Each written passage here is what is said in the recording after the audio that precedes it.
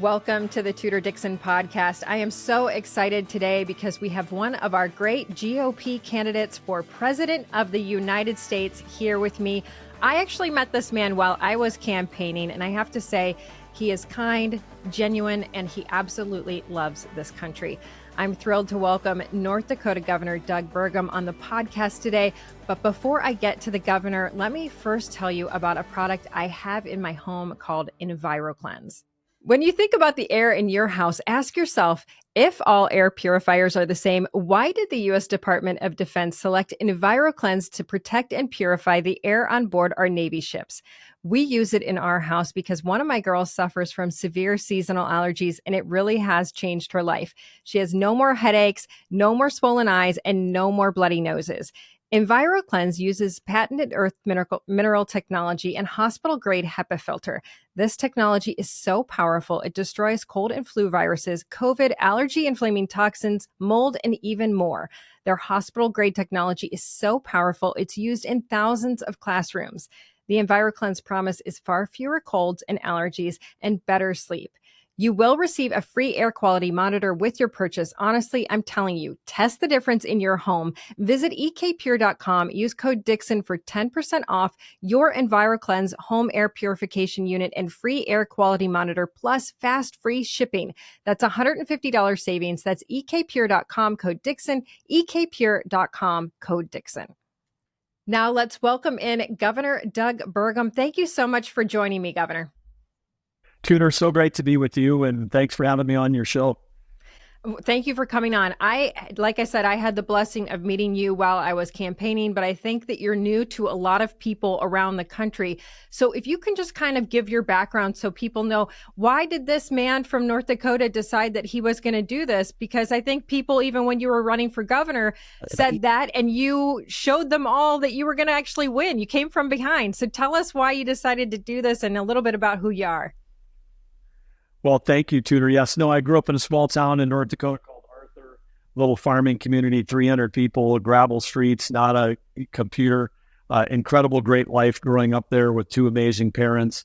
All the values, American values you'd want to have about hard work and perseverance and self-reliance and responsibility. And of course, I got introduced to politics early. My mom was actually the Republican National Committee woman from North Dakota when I was a kid.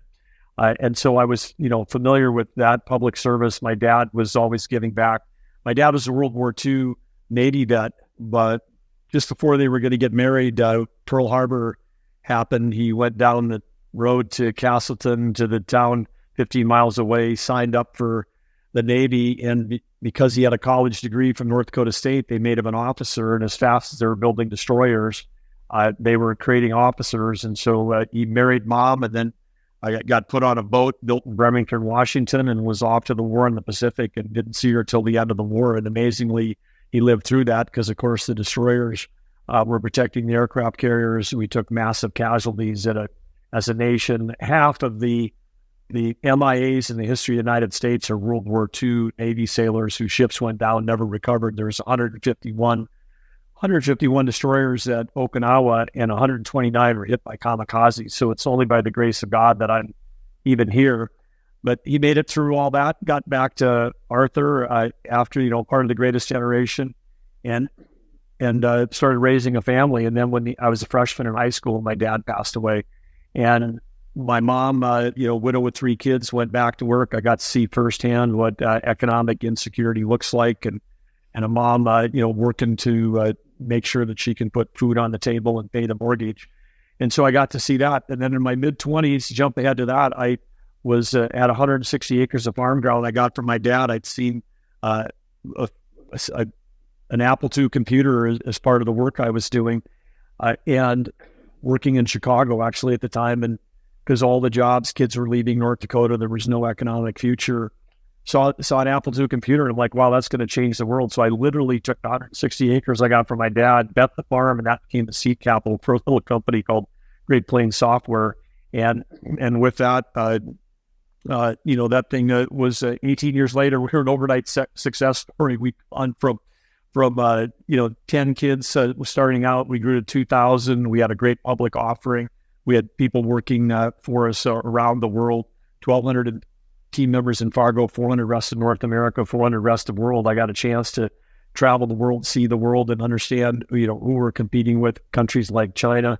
I saw, 1989, I was a kid, with a software company, my first trip to China as a business person, and there was our software for sale in the street market for $1 a disc, totally pirating our stuff. So I've known they've been, so they've a little stolen bit about everything. what it's like to compete with China.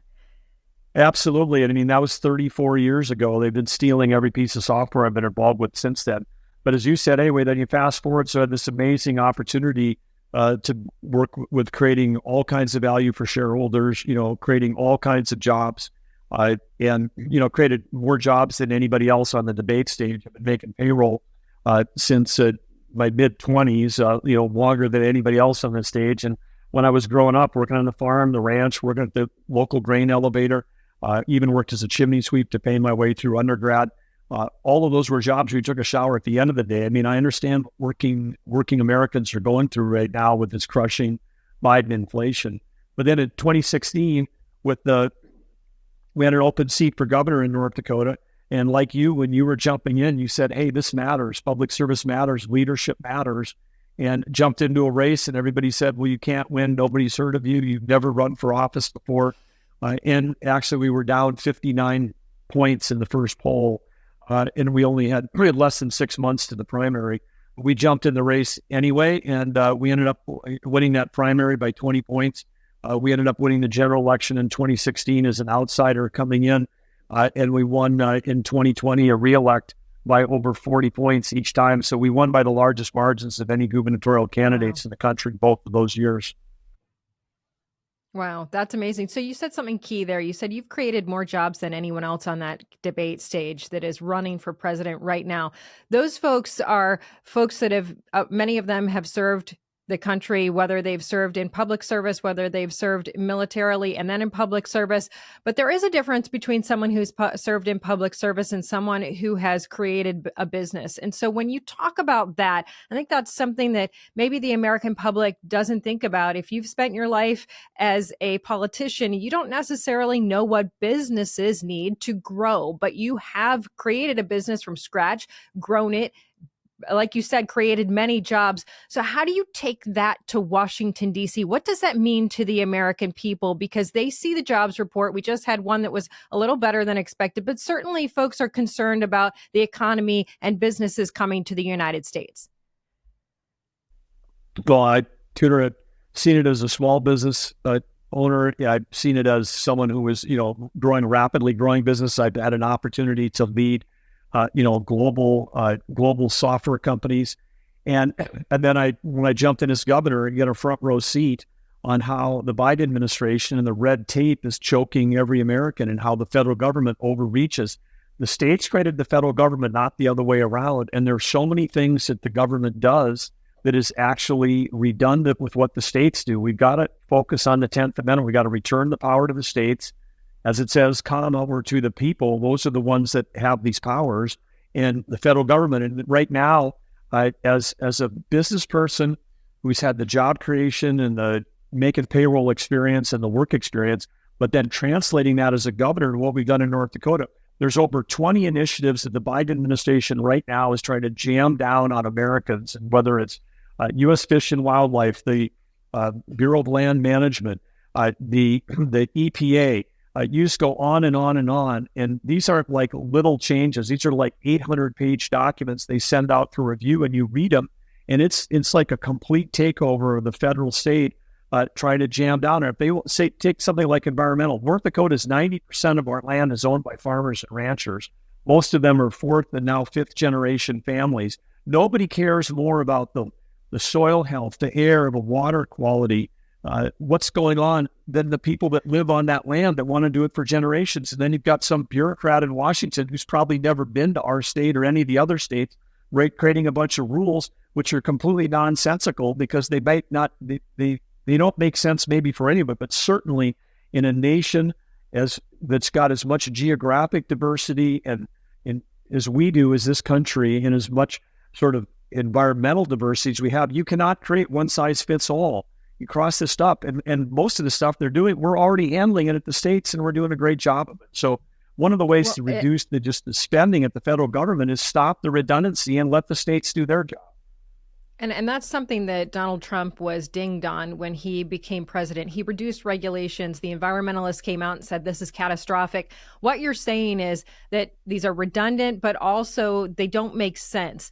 For the environmentalists out there, they're going, oh gosh, if this guy gets elected, he's going to get rid of all regulation and the country is going to be a disaster and we're going to have all kinds of climate problems.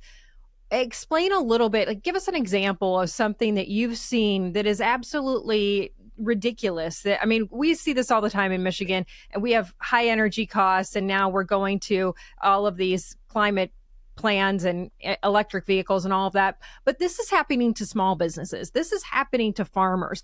Give an example of what you're talking about from the federal level that you can change and let the states handle.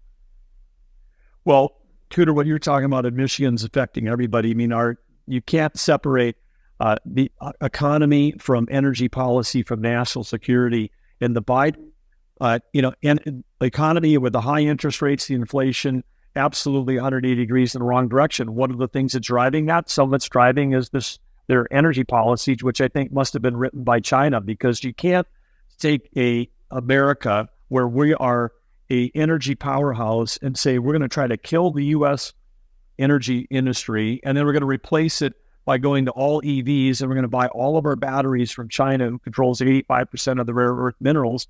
I mean, this makes no sense at any level, not from a strategic sense, from a global stability sense, not from an economic sense, and it certainly doesn't make any sense from an environmental sense, because examples like you can't get a pipeline built in this country from the Permian, which is, Texas, New Mexico, out to the West Coast. And we're offloading oil and gas in Long Beach every day to power, a state that's got more internal combustion cars than anyone else. If we could be using U.S. energy, it would be cleaner.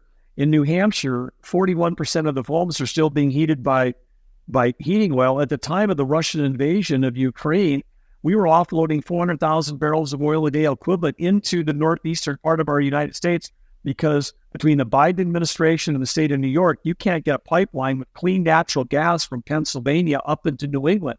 So we talk about our energy strength, but because if you're blocking every pipeline that's attempted in this country, you're actually making the global environment less healthy and less clean, because when we produce it here. We certainly have that in the state of Michigan right now. We have the Attorney General trying to shut down the pipeline that goes from Canada through Michigan. That's all of the propane that heats the homes in the Upper Peninsula of Michigan. And so this is definitely a constant debate with the Democrats. They're trying to shut down our pipelines.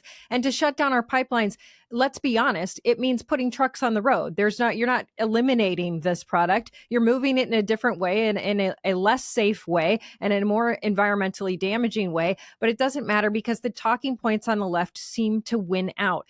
What about, let's look at, for example, Virginia right now. We still hear a lot on parents' rights. We're hearing a lot across the country on parents' rights. That was a winning message, obviously, for Glenn Youngkin in 2020. That is something that people are concerned about, but now we're getting back into the school year. It's the fall. We're seeing suddenly in colleges, this collegiate swimming, women are once again competing with men. I mean, we had women just last week out there saying we are now, it's bad enough that we go to meets and we're competing amongst women, but now we're competing against our own teammate because we have a man on the team. What do you say to universities, especially universities that are getting federal funding, that are putting men on the women's swimming team? We just have to protect women's sports. That's the bottom line. And we need women competing against women, men competing against men. I mean, that's all we have to say. And we've done that in North Dakota. We've protected women's sports in North Dakota. And this is something that it's patently unfair. And it just needs to be stopped. So there's been some complaints from folks in North Dakota about school choice, because you did have the opportunity to sign a school choice bill. That's something that we see, those of us who are on that side fighting for it, we see that as critical for folks in this nation, especially when we see these reports that are just coming out of Baltimore that are saying they have no reading or math proficiency for these kids. We want these kids to have options. If you become president of the United States, what is your viewpoint on this, since you did veto this bill in North Dakota? Well, I'm a huge supporter of school choice, Tudor. I asked for this bill. I pushed for the bill, tried to drive it through the legislature. But at the end of the day, by the time it got down, by the time it got to my desk, it had been so watered down. We spent $2 billion on K-12 in North Dakota, and this was a $10 billion bill. I mean, $10 billion that would have just been a small tuition subsidy for existing people going to parochial schools. It was not a school choice bill. School choice means that every student in every part of the state, in every geography, should have a choice, and this didn't come close to that. And so I just basically said, look, you don't give the bill a name and then call it school choice, and it's actually just subsidizing a portion of the populace, like 5% of the students. I mean, that didn't make any sense. But school choice is absolutely necessary. What we have done in North Dakota, and what we need to do nationally, is we've got to break the back of the teachers' unions, and we've also, one way to do that is to just get the red tape off of the schools. We passed 51 red tape reduction bills this last year, and relative to schools, we've said, look, if team-based, hands-on, real-world learning is one of the ways that students actually learn, instead of having schools exclude organizations like 4-H, like FFA, like Boy Scouts, and say, hey, they can't even meet on our property. We said, no, actually, they should be able to meet, and they should get high school credit for it, because the certificate programs, whether it's 4-H achievement or a merit badge, those are things where kids are learning real skills. And then we've driven a ton of money into career and technical education, because in North Dakota, we have a thing called Choice Ready, one of the only states in the nation doing this, which is when a student is a senior in high school, they've got to be ready to choose the military if that's their career. We have a lot of kids and they're seniors in high school that can't qualify for a military exam, physically or emotionally or academically. And then we also want to have people have a choice about career and technical education. We're building career academies around our state.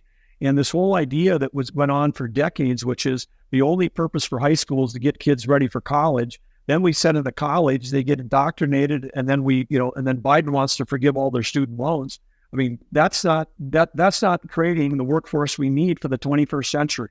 And so our education system has to match, so that when students come out of that system, they've actually got economic opportunity, not just something they can hang on the wall and then another slip of paper that's a pile of student debt.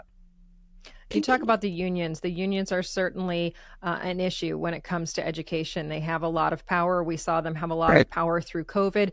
But you're also talking about, you're one of the candidates that has said that you would get rid of the U.S. Department of Ed. Now, obviously, this is generally a state's issue. For most of us, we get funding for our schools through the state. This is a taxpayer, state by state. Education is handled on the state level for the most part. But what does it look like to get rid of that department? How do you go about doing that? Well, this is a step, and I think Ronald Reagan was actually the first one to call for this in 1980. So maybe after 40 some years, Republicans could actually get it done of getting rid of the federal Department of Education. It's not part of the Constitution. It's not part of the federal charter. And you've got bizarrely, it's a small agency. Call it 4,000 people that work there.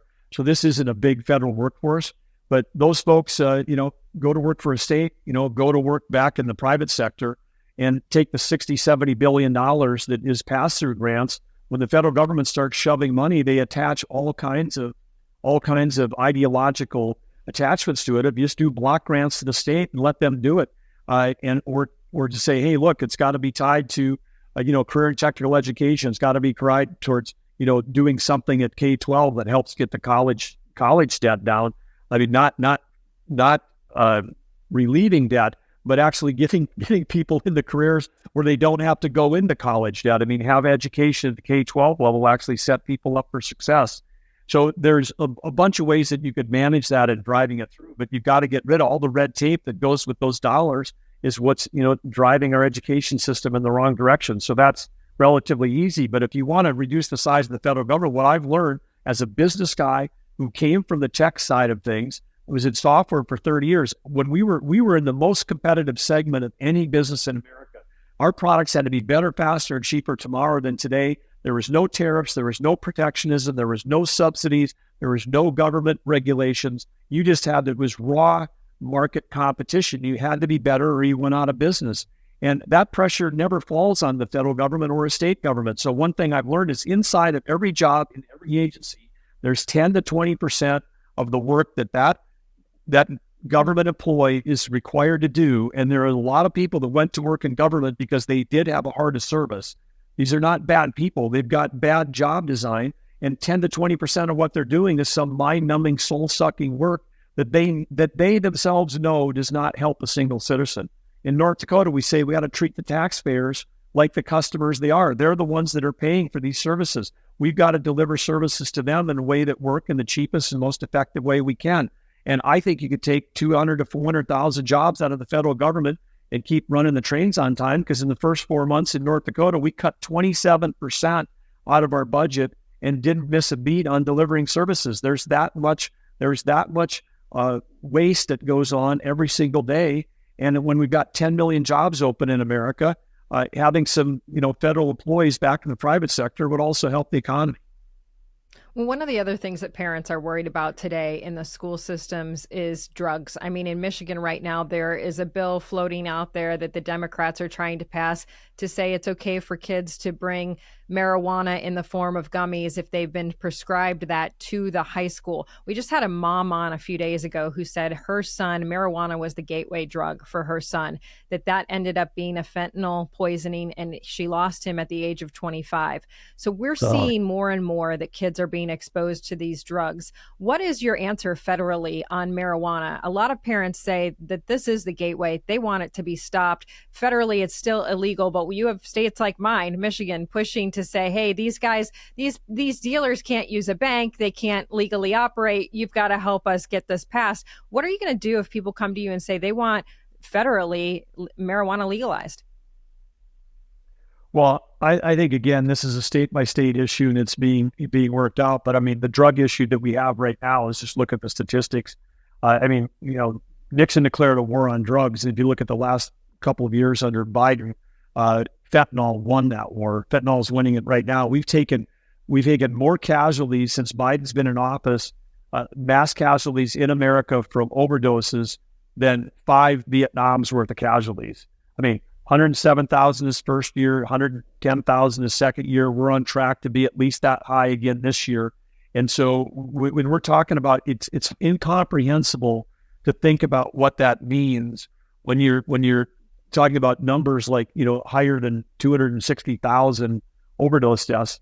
But if you think about it on just a day rate, it's like we're losing 300 people a day. And like this mom that you talked to, these are sons, daughters, nieces, and nephews that are, taking something maybe for the first time, but it's fentanyl waste.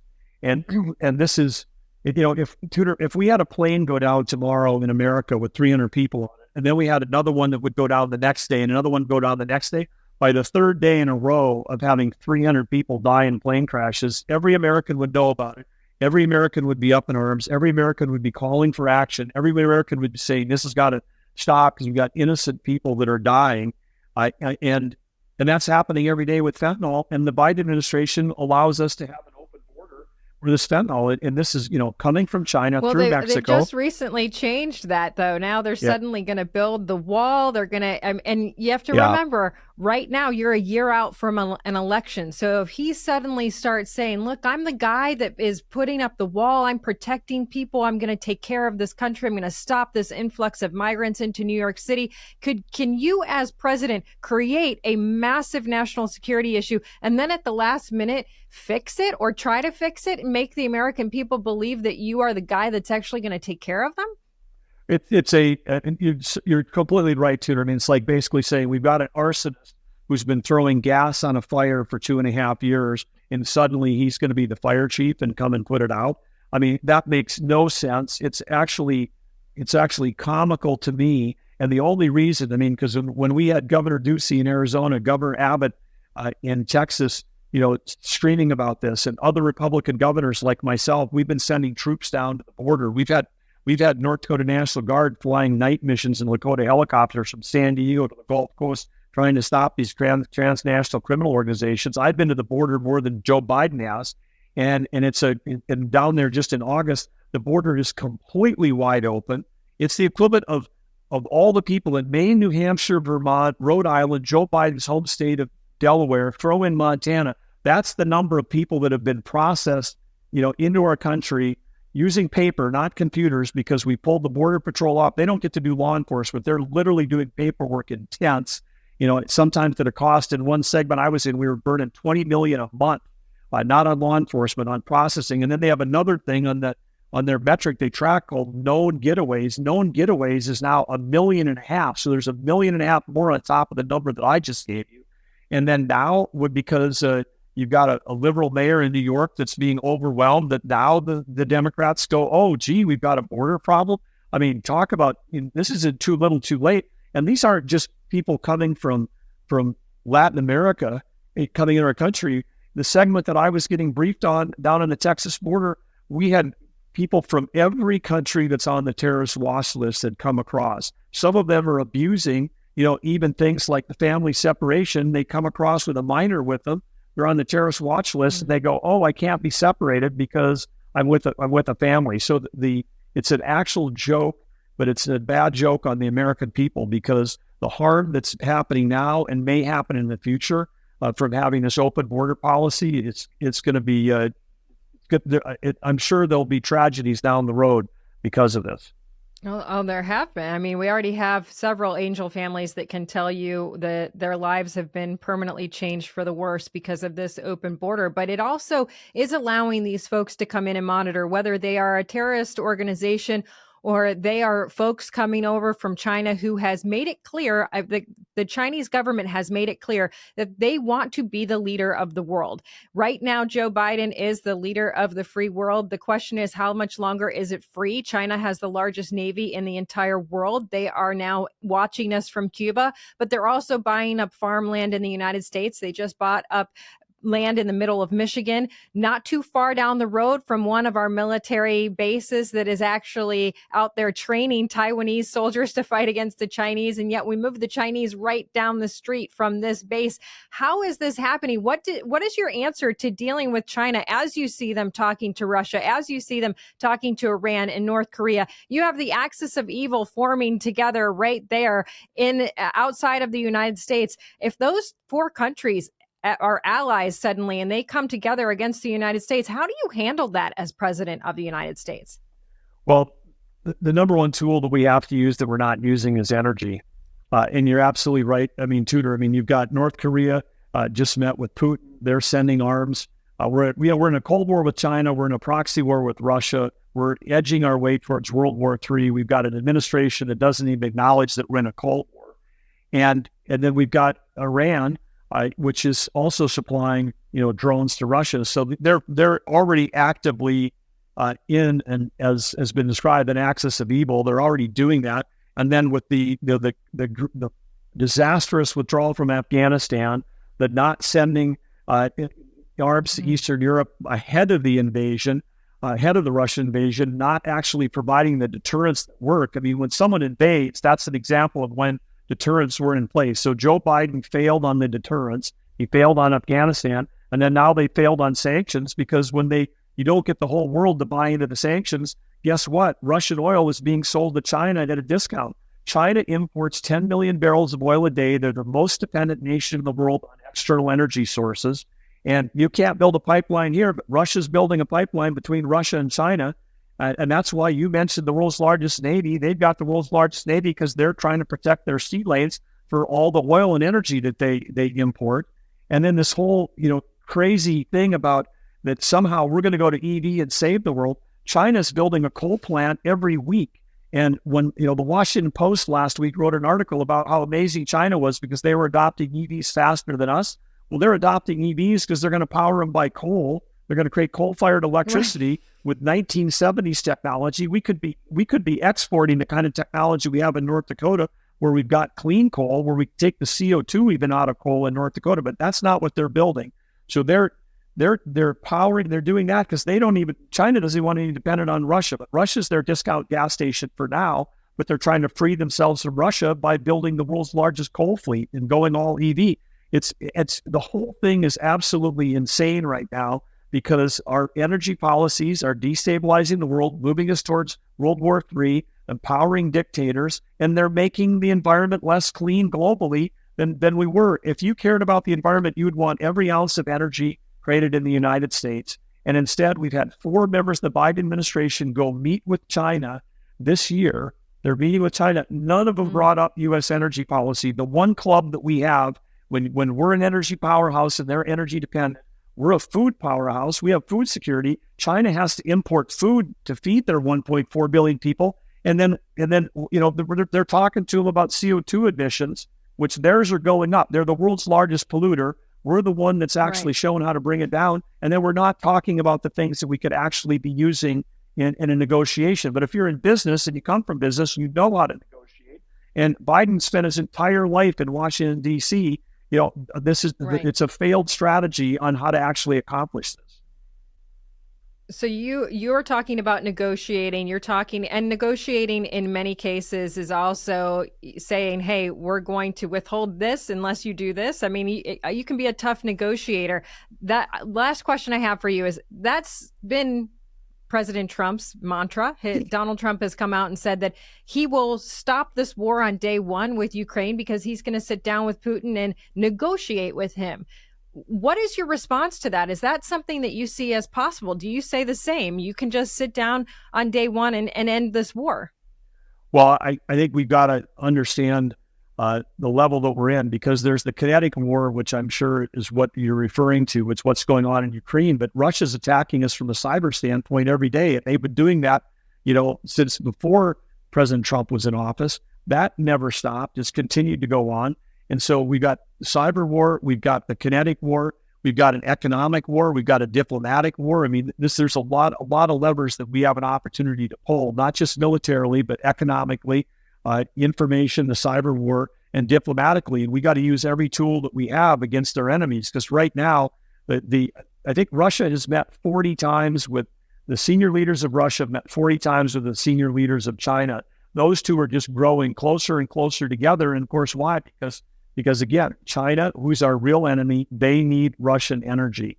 And so we've got to make sure it's not just a point-to-point negotiation with one person, because, who knows, Putin's alive today, but the guy's a mob boss. He takes out other mob bosses. Who knows if he's going to be around?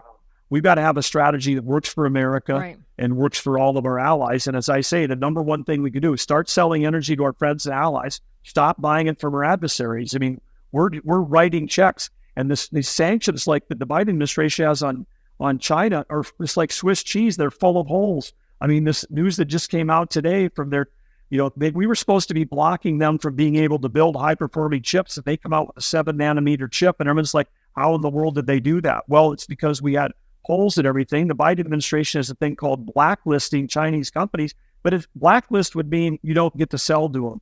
But what you do is, if you want to sell to them, you go to the Commerce Department and they give you a license, you do it. And we've sold tens of billions of sensitive stuff to China during the Biden administration, even to companies that were, quote, blacklisted, because it's just a facade. It's another set of things that's not working. Well, we've seen a lot of things behind the scenes that we've talked about on this podcast that the Biden administration has done that has been incredibly dangerous to national security. But you know what?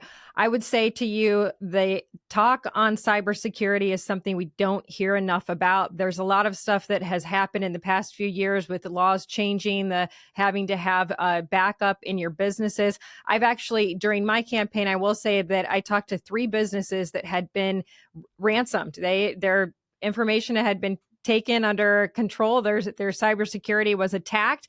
All of their business history was ransomed, and they ended up paying, in some cases, $500,000 just to get their information back because they had no other choice. It's something that's happening more often to small businesses, and people just aren't talking about that. And I would say you have experience. This is your area, and it's so scary because It's businesses one day, it's our homes the next. It's them shutting down everything. And that's something that we just aren't prepared for. And we really haven't had somebody in the political world that's been able to talk about that from a cybersecurity standpoint. So I would hit on that hard, but Governor Doug Burgum, we wish you the best on the campaign trail. Why don't you tell people where they can find you before we let you go?